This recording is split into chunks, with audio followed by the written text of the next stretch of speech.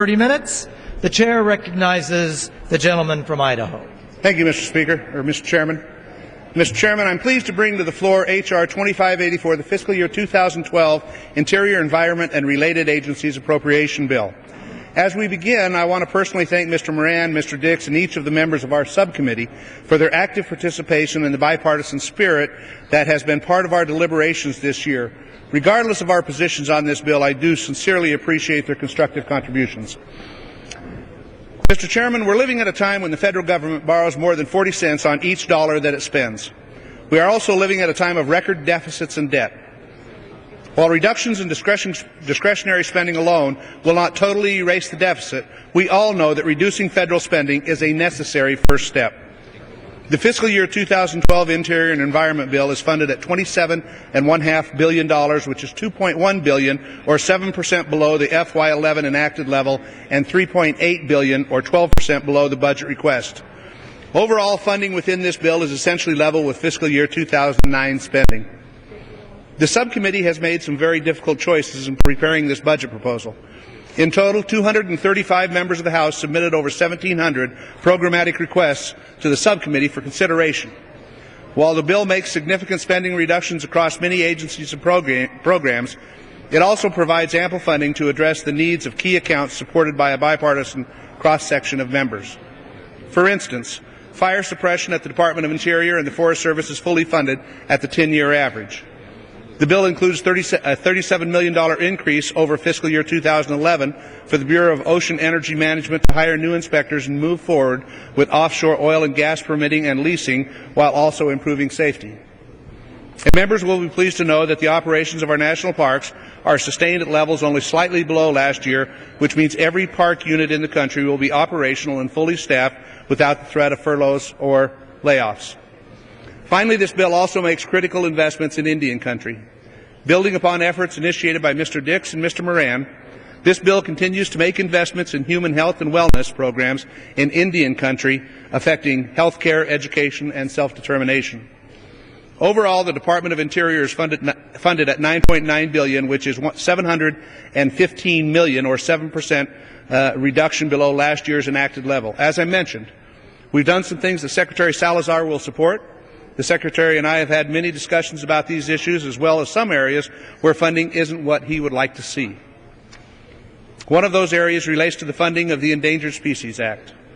Since the ESA was enacted, there have been 2,018 species listed and only 21 recovered. By any calculation, that's a pretty poor track record. Any other program with such a poor rate of success would have long since been terminated.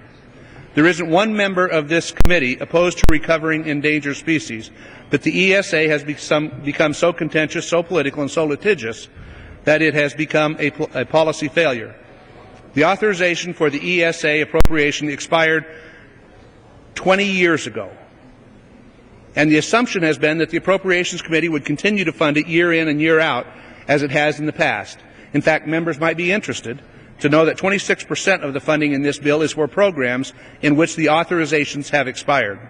That's not how the process is supposed to work, Mr. Chairman, and just as we are going back to regular order and passing appropriation bills, we need to return to regular order when it comes to working with the authorizers to update and fix laws that no longer work or have expired. It's time to fix the ESA. The best way to do that is for the authorizers and stakeholders in the conservation community to come to the table to fix what is broken so we can actually begin recovering species. We are sending that message today. Climate change is another item of interest to members of this committee. Most of the members know that I'm not a climate change naysayer. The fact is that climate change funding has been increasing over the past few years, and no one has any idea how or whether its funding is being coordinated between various agencies. The GAO came to the same conclusion in a report released in May of this year. The GAO said, without further improvements in how climate change funding is defined and reported, strategic priorities are set, and funding is aligned with those priorities, it will be difficult for the public and Congress to fully understand how climate change funds are accounted for and how they are spent. As a result of this ongoing concern, climate change funding in this bill is reduced by $83 million, or 22%. The bill also makes significant reductions in funding for land acquisition. Land acquisition was funded at $301 million in the current fiscal year. The President had requested $900 million for next year. We funded it at $66 million in this bill to complete land acquisitions currently under consideration. I would personally like to see more funding in the LWCF. The problem is we just don't have the money. It's also worth noting that while we increase funding for oil and gas rig inspections, we don't pay for them by including the President's proposed $38 million increase for additional onshore gas and oil fees or the $55 million increase for additional offshore oil and gas fees. These issues are best left to the authorizing committees of jurisdiction, and I hope that by next year the authorizing committees will address this issue. There are a few other items that may be of interest to members that I'll mention briefly. The U.S. Geological Survey is funded at $1.1 billion, which is $30 million or 3% below the FY11 enacted level. The Next Generation Landsat Satellite Imaging Program, which has been a cooperative venture with NASA, was proposed to be transferred entirely to the USGS without any corresponding funding from NASA. Because the projected costs are estimated to increase tenfold over the next 2 years, and because Landsat is a widely used governmental and private sector resource, this bill sends the proposal back to the administration with instructions to start over.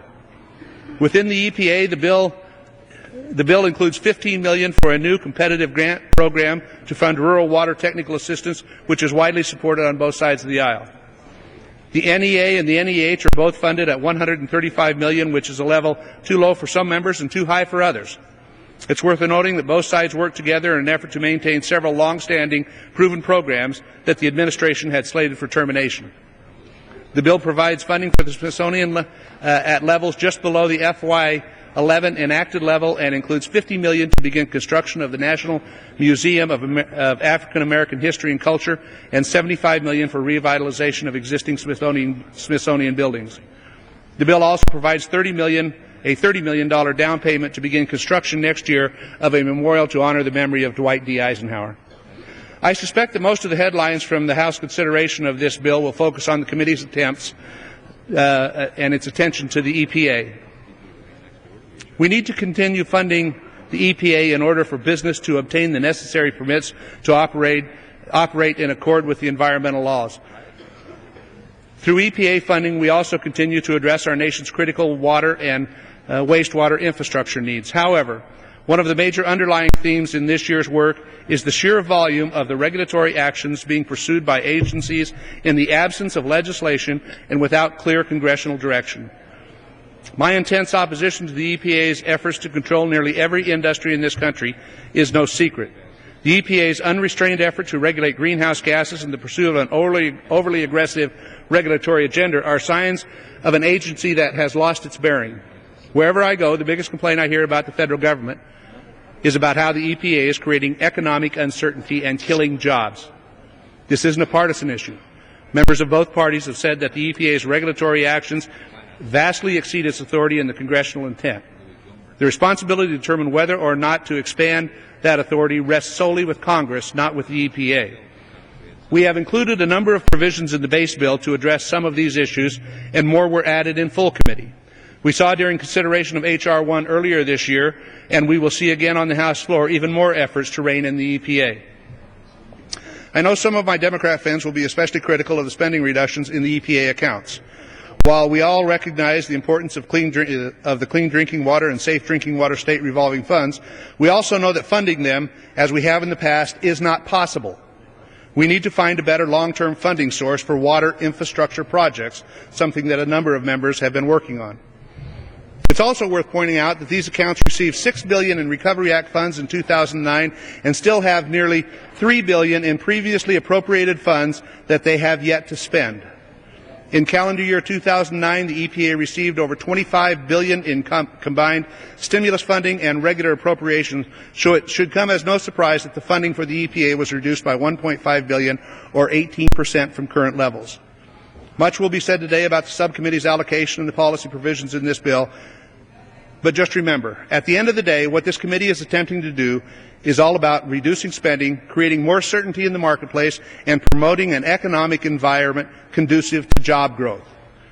If there's one thing that we should have learned in the last couple of years, it's that we can't spend our way to an economic recovery. That didn't work. All it did was make the hole we're in much deeper.